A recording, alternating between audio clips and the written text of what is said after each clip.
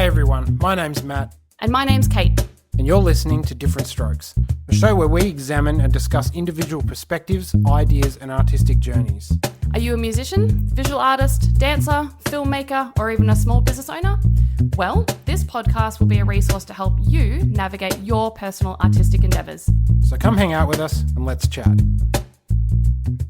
I was going to ask you what you did today. Did you go to the gym? I did actually, I did go to the gym. Excellent. And we got cake making ingredients. Oh yeah, birthday cake making ingredients. Yeah, it's my sister's birthday in a couple of days, or one day. Yeah, well shout out Morgan. There you go. Yeah. Excellent. So we'll make her a cake. Yeah, fantastic. So this morning I was feeling really down. I was in a bit of a stuck mood. And this has been, I'm not going to talk heaps about this because it might be something that will come up later on and it's not really important right now. But I've been working on my practice, my mental health and my consistency and showing up in my practice, in my arts practice. And one of the things I've been doing lately has been a daily challenge thing that I found on Instagram through someone I follow on Instagram, and we're created a little community and we're doing little daily prompts, little daily challenges. And it got me thinking about some of the things I've been doing lately to get me out of my little stuck headspace.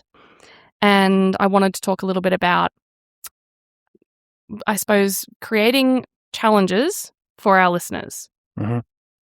So what we've been doing, is brainstorming.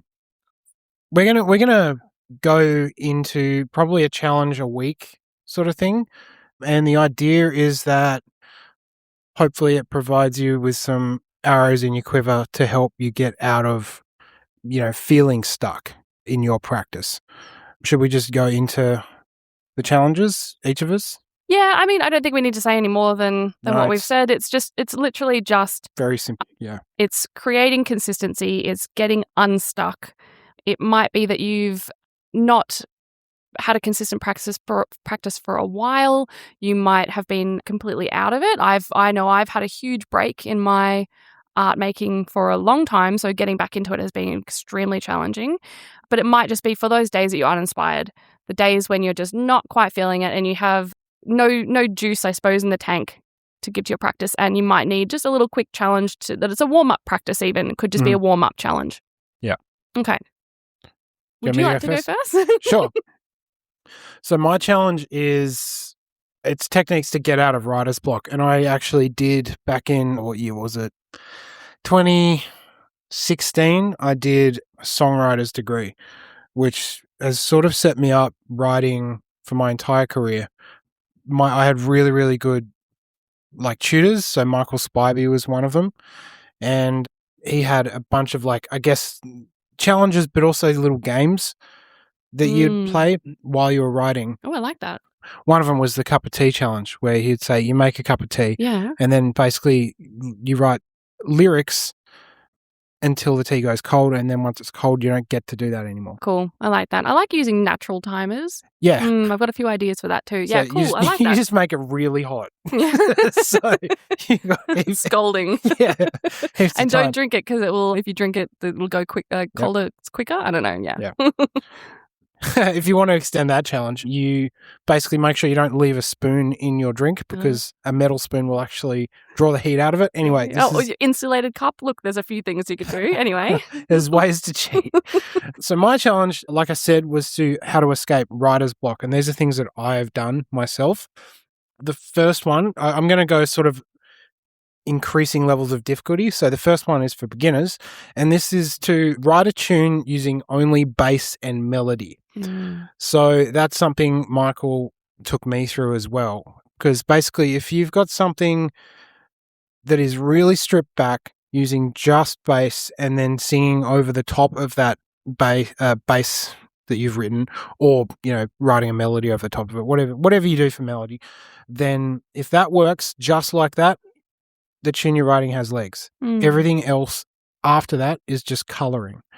And just experimenting with the relationship between the bass and the melody, and how that sort of, I guess, dictates the emotional direction of the song. that can be a really interesting experiment. And I did a lot. I still do it actually because I try to write as much as possible every night. I'm writing music basically, or trying, and every night I use a different technique to get out of writer's block because it's really easy to just focus so hard on something you're writing and just get bogged down in it. Yeah. So that was the beginner challenge. The intermediate challenge I have is to write a tune with just a one-note melody, which is actually pretty tricky. It can take some time to try and figure out like what chords to go with that melody, but the idea is that you're taking the difficulty of trying to write an interesting melody out of it. You just use the rhythm of the melody to create energy and interest, and what you do is you use the harmony or the chords underneath to shape the melody, right? So like, if you're playing a C note for your melody, you could play an F minor chord and then it would be on top of the chord and it would sound sad, right? Or you could literally just play like a B flat major over the top of it and then it would sound, sort of hopeful because it feels like it's pulling the melody somewhere that it's not going. Or you could literally just play a C chord and then it would be familiar, and expected. There's so many options with doing that one. It can be really tricky though. So brush up on your theory a little bit and make sure you know your harmonic theory. That's really, really, really important with a lot of these challenges, or just fuck around and find out. Yeah, honestly, it's music. It's not supposed to be stressful. Just play around. You might come up with a new rank chord that that just works really, really well. My last challenge or last aspect of this challenge for the more advanced people is to not approach writing orally all the time. So don't close your eyes and try to think of something cool to play, right? Because your emotions are just as important as just trying to make a cool riff happen, right? So something I do this all the time with writing is visual stimuli. So we've got a pretty massive TV, and if it goes onto the screensaver, there's this sort of B-roll footage of like cityscapes and naturescapes and just mountains and stuff. And every time I see one of those, I feel an emotion. And different types of chords are attached to different emotions. So like minor is sad, major is happy, diminished is weird and creepy. So what I do is I close my eyes and I picture something in my head. Usually it's the Tassie wilderness, which is really inspiring to me. And I think about how that makes me feel. And then I attach chords to those feelings. That's really interesting. And again, you got to know your theory for this, but my theory teachers, when I did the songwriting degree, my theory teacher taught like this, because if you're a songwriter, a lot of the time they don't really focus too much on theory when they're like 18 years old. They don't really care. So he explained it to us like that. So a major 7 chord, it sounds really happy, and he'd be like, right, so I'm at this chord here, and he plays the chord and he's like, all right, close your eyes. I want you to imagine like a big empty room with a wooden planked floor and like the light's shining through the window and there's dust particles sort of passing through the light. That's how he explained theory to me, and that really helped because obviously the way I think about theory is so visual, which is weird as well because, I got pretty good ears. Yeah. I play by ear all the time in music, right? And that really helped my approach. But it's a motive and it's a storytelling mechanism as well, right? So that makes sense to me, and maybe that's because I'm a visual artist that makes sense to me. Do a lot of people come at it from that angle, or I don't know. Is that why it's a bit more of an advanced challenge? I think. I wonder what I'd be like as a musician. I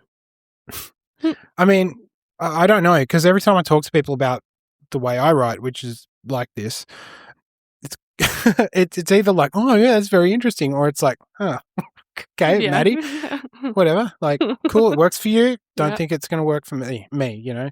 Oh, well, there we go. That's a really good challenge. I really like that. Oh, you got more. One more part of Yes, that one more challenge, part. Go. using other stimuli. Mm. This is the other way I write music as well, is, and it might help you, I reverse engineer it. Mm. So I close my eyes and I picture myself at a gig Yeah. as somebody else watching my band, and I'm loving the shit out of it. What does that sound like? Yeah. What am I hearing that band do that is giving me the goosebumps, that makes me go, oh, I want to play drums for them so badly. Mm. You know, what's the cool shit that's happening on stage? And I wrote my band in Tassie, Solace, I wrote the entire EP from that perspective, because I had to write for a festival, Hot August Jazz. I had limited time and I had to write this EP just for that festival. Yeah. Just thinking about your target audience, Yeah. what they want, Literally. what they'd enjoy. Literally. Yeah. Yeah. Yeah. Anyway, that's my big challenge. No, I love it. It's great. But also pick your starting point, pick your entry level, I suppose, and have a go at it. But also, I think if you're just choosing the beginner challenge, have a go at the advanced one. Yeah. Like, really test yourself. And it doesn't matter if it doesn't work so well or whatever. You can come back to it another time. Exactly. Or whatever. So it, you know. I mean, you might not even know if you're a beginner or yeah, exactly. I don't. I feel like I don't know anything sometimes. And you might have different approaches that work in different ways as well. Yeah. So yeah. Yeah. Yeah. Great. I really like that. Well, look, my challenge this week is, and some of these are not going to be very original. These are very common arts challenges. I'm not reinventing the wheel here at all. This is stuff that you probably already know as well, but I'm putting it out there and it's a challenge. I want you to do it. So you can either do this daily, if that's what you're wanting to do, or if you're wanting to set yourself a bit more of a bit more of a timeline. So if you just want to do it once a week, you want to do it every day, you want to do it twice a week, choose a day, pencil it in, like put it in your calendar, whatever, like be committed to those times. Don't just be like, oh, this week, one time this week, I'm going to do it. So don't pressure yourself into doing this every day if that's not what your practice looks like right now. If your challenge for yourself is to do something every day, awesome, go for it. So I'm going to start with a drawing activity. And this is either a daily one, like I said, or whenever. So choose a daily object or a daily prompt. So what I mean by that is look around your workspace or look around your kitchen or your bedroom, whatever. Choose an object and draw that. That's your daily object. So pick something, put it in front of you, draw it. I don't care how you draw it. You might draw it super realistically. You might just do a pen drawing.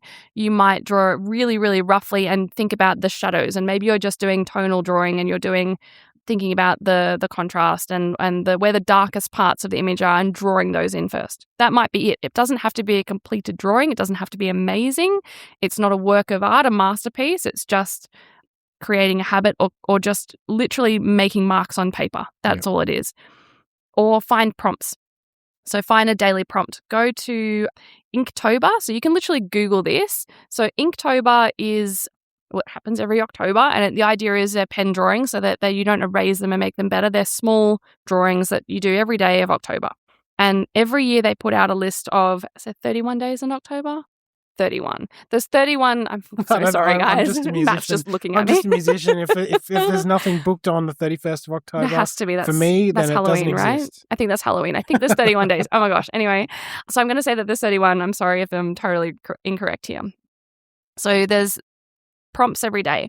And the prompt might be doorway, or it might be chain, or it could be technology, vessel. Doesn't matter what it is. You find the Inktober prompts, you just go down the list, you pick one. So find a prompt for yourself, find a daily object for yourself, draw it however it is that you draw it, but just pen to paper. Breaking that cycle of inactivity, breaking that cycle of talking yourself out of doing your practice, or like, well, I don't feel like drawing today, or oh, I'll do it tomorrow, next week, or whatever. Just start and do something. That's my challenge. It seems like that'd be a really good challenge, because when some of that control is taken away, you have to, I guess, reinvent the way you approach it, because somebody else is saying, you have to do this, do it. So you then have to think outside the box to make it happen, which expands your creativity. But it's also, it takes a lot of the pressure away. Yeah. Okay. For few different reasons. The pressure of having to think of what you're going to draw often is the thing that stops people from doing it in the first place. Yep.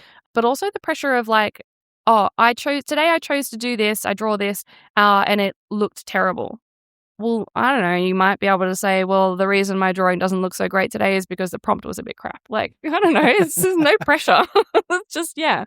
So it's a bit cheeky like that. But yeah, that's my thing. I think it could be a warm-up as well. So if you have a consistent practice and you maybe have gotten a bit lazy with your practice and you don't warm up your brain and your eyes and your hand, maybe you should have a go at challenging yourself to do a warm-up. Every single time you sit down to do a painting, a lino print, a drawing, a sculpture, whatever it is that you do in your art practice, maybe you can choose this as your warm-up. So get a journal, do one thing before you start. It's a good point because for those of us who go to the gym, it's like if you don't go, you will lose that muscle. These are perishable skills. So even just showing up and picking up the sticks or picking up the brush or whatever is so important to make sure you keep doing that, because then it just gets you in the motion of doing that. Yep. And then it's really easy from there to just go, oh, well, I may as well try something. Yeah.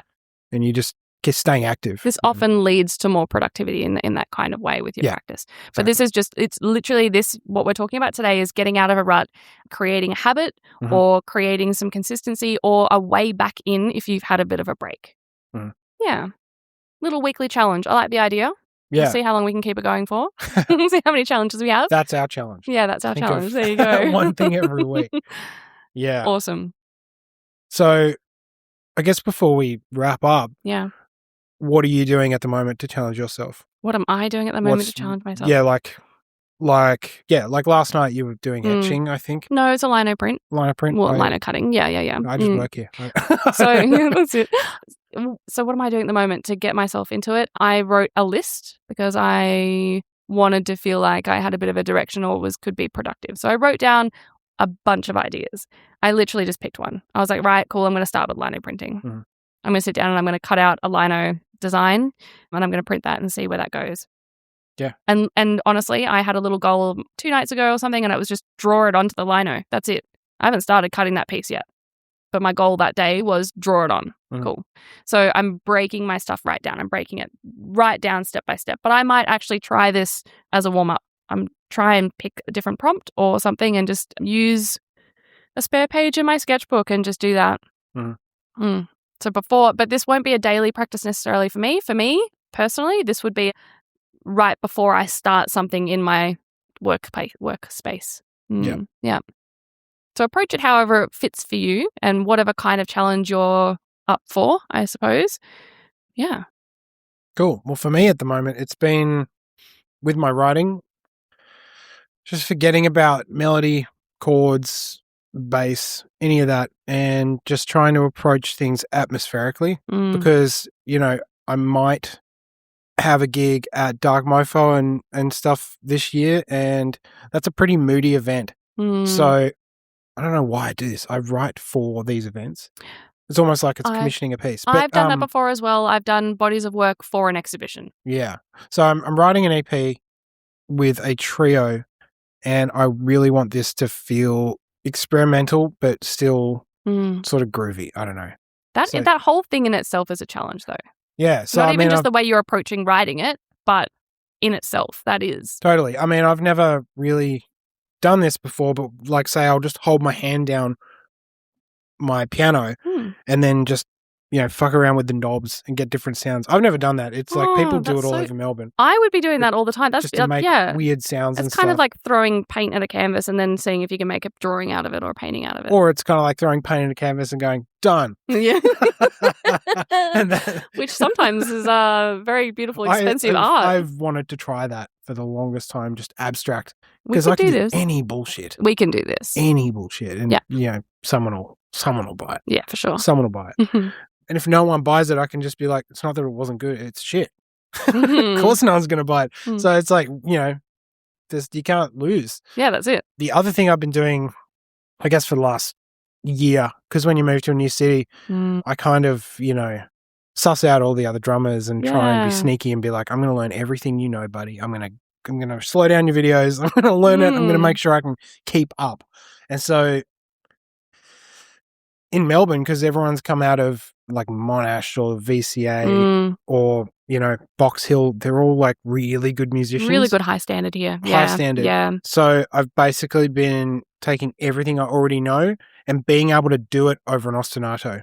So my feet might be like, you know, going dum dum dum, or like dum dum dum dum dum, and then I'll have to do all of my warm ups over the top of that. Oh wow! Or which kills two birds with one stone, because I'm warming up, but I'm also working up my brain by doing something that's polyrhythmic. For those that don't know, polyrhythm just means many rhythms, so you're doing two at once. Yeah, so it's one of my idols in drums, Steve Gadd. He's like, God, how old is he? Doesn't matter. Anyway, he's in his 80s. So he's played a long time. He's won a Lifetime Achievement Award. And it was only recently when he's like, man, I'm just going to take my entire career and displace it by one beat. So I'm going to move it, instead of playing it like, you know, 1, 2, 3, 4, he's going to go 1, 2, 3, 4. And he's going to do all of his exercises and all of his rhythms like that. Wow. And he's like a brand new, he's like his young self again. Right. He's reinvented it a little bit. Yeah, he's reinvented it, and he's, you know, just discovered this entire new way of playing. He's not going to get tired anytime soon. Yeah. Change the parameters that you work in. Exactly. You know, whether that's limiting the amount of instruments that you're writing with, limiting the materials that you're working with, whatever it is. Yeah, that's good. Yeah. Limits can really help. Pressure can create diamonds. I know it does for me. Yeah. Hence the Dark Mofo challenge for yourself. Yeah. Man, I hope I get it. That'd be really cool. Ooh, yeah. If this is released after I know, I'll let you guys know. There you go. Yeah, we'll need updates on this. I was thinking when you were talking just a minute ago, like, I've been very quiet while you've been saying all your amazing nerdy music stuff. You have to, so that people can understand the ramblings. Well, I either need to speak up when I don't understand it more, because I guarantee there are people that are not musicians listening to this too that have no clue. So I need to I sat here and went, oh, I'm just not going to ask questions, because first of all, I don't really know what to ask because none of it's making sense to me. But also, I probably should ask because me too. I don't know anything. I don't. Yeah. Well, I just look. For fear of being or sounding stupid, I just sort of keep quiet. But actually, yeah, you said a few words. I was like, I think I know what that means, but I'm not really sure.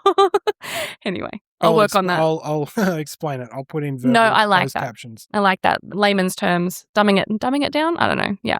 Yeah. Yeah. Appreciate it. Thank you. Yeah. But I'm also trying to sound like I know what I'm talking about. It does sound like you know what you're talking about, so okay, that's good. Good. Should we leave it there? Yeah. All right. That's a good one, actually. I might actually try Yep. some of the challenges. Yep, I'm going to too. I'm absolutely not just throwing these out for people and not doing it myself. I'm going to have a go, and that'll be my little warm-up thing. So I'll check back in the next time we do this, and I'll say how I went with this challenge and whether it works for me or not, or what I thought of when I was doing it. Totally. I'll go back to uni and try to write. Try to write one of my tunes with just bass and melody, and we'll see what happens. Yeah, perfect. Cool. Great. Thank you so much for explaining all of that, Matt. Thank you for laying out that beautiful challenge. It's awesome. And thank you. And I want to thank everyone for listening. Yeah, thank you so much. All right, we'll catch you later. See ya. And just remember, if you disagree with anything we say, different strokes for different folks. Happy days. Fuck, that's going to be our catchphrase thing at the end of the show. I don't know. See ya. Bye. Thanks again for listening to our podcast. You can find us on Instagram at different.strokes.podcast. This is where the majority of our content will be.